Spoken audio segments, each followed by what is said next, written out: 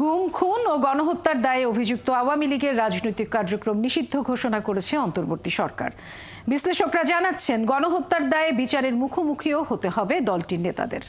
আওয়ামী লীগের রাজনীতিতে ফেরার পথ কঠিন হয়ে গেল মত বিশ্লেষকদের।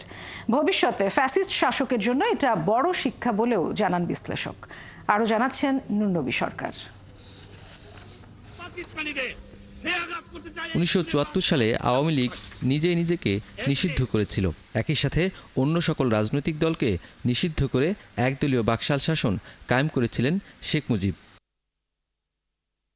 2008 সালে সেনা সমর্থিত সরকারের সাথে আঁতাত করে ক্ষমতায় এসেছিল আওয়ামী লীগ। ক্ষমতায় এসেই এরপর বাকশালের আদলে ক্ষমতা চিরস্থায়ী করতে সংবিধান থেকে তত্ত্বাবধায়ক সরকার ব্যবস্থা বাতিল করেছিল শেখ হাসিনা।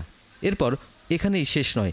2014 সালের বিনা ভোটে ক্ষমতা দখল, 2018 সালে দিনের ভোট রাতে করে রাষ্ট্র ক্ষমতা দখল করা হয়। এই শাসন টিকিয়ে রাখতে বিএনপি, জামায়াত ও হেফাজত কর্মীদের গুম খুন করেন শেখ হাসিনা। 2024 সালের ডামি নির্বাচন করে ক্ষমতা দখল করেও শেষ রক্ষা হয়নি। গত বছরের জুলাই আগস্টে ছাত্র জনতার অভ্যুত্থানে গণহত্যা চালায় আওয়ামী লীগ সরকার। এ সময় 14 দলীয় জোটসহ শরিকদের সাথে মিলিয়ে গণহত্যার সিদ্ধান্ত নেয় শেখ হাসিনা, যার প্রমাণ পেয়েছে আন্তর্জাতিক অপরাধ ট্রাইব্যুনালের প্রসিকিউশন। এবার জনদাবির মুখে আওয়ামী লীগের রাজনৈতিক কার্যক্রম নিষিদ্ধ হলো।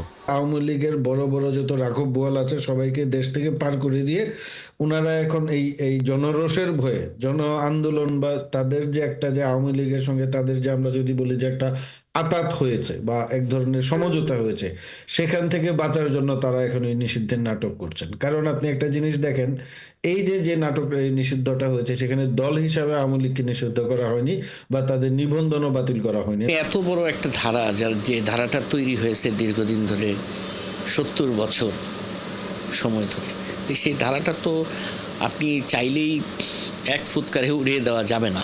এই ধরনের নিষেধাজ্ঞার মাধ্যমে আপনি কিছু করতে পারবেন বলে আমার মনে হয় না। তবে হ্যাঁ, সাময়িকভাবে তো ক্ষতি হলোই আওয়ামী লীগ। যদি সে নির্বাচন করতে না পারে তো স্বাভাবিকভাবে সে ক্ষতিগ্রস্ত হবে, তার দল দুর্বল হয়ে যাবে বা দল থেকে অনেকেই হয়তো সুইচ করে বিএনপিতেও চলে যেতে পারে। ক্ষতিগ্রস্ত তো সে অবশ্যই হবে। অন্তর্বর্তী সরকার নতুন রাজনৈতিক বন্দোবস্ত করছে, সংস্কার কার্যক্রম চালু রয়েছে। আগামী নির্বাচনে আওয়ামী লীগের ভোটে অংশগ্রহণ কঠিন বলে মত বিশ্লেষকের। আওয়ামী লীগ যদি বলে যে দল হিসাবে আমি দোষী সাব্যস্ত হওয়ার আগেই তো আমাকে নিষিদ্ধ করে দিয়েছে, তাহলে সেটা একটা বিতর্কের সৃষ্টি করবে। আর দ্বিতীয়ত, এই শুধুমাত্র নির্বাহী আদেশে নিষিদ্ধ করলে সেই দলগুলোর ফিরে আসার সুযোগ থাকে। তার প্রকৃষ্ট উদাহরণ তো জামাতে ইসলাম নিজেই।